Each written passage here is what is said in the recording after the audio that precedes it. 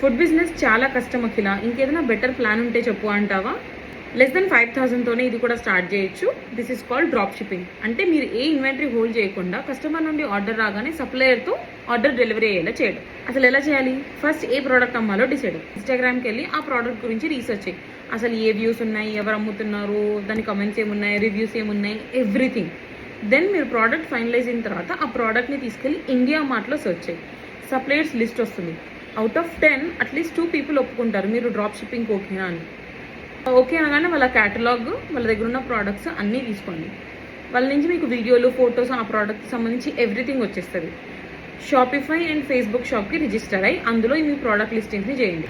ఒక 300 లేదా 400 per day కింద మెటా యాడ్స్ రన్ చేసిన తర్వాత మీకు ఆర్డర్స్ రావడం స్టార్ట్ అవుతాయి. వన్స్ రాగానే సప్లయర్ని కాంటాక్ట్ చేసి ఆర్డర్ ఫుల్ఫిల్ చేసి షిప్ చేసేయండి. కస్టమర్కి ఆర్డర్ రీచ్ అయ్యాక ఫీడ్బ్యాక్ ఖచ్చితంగా తీసుకోండి.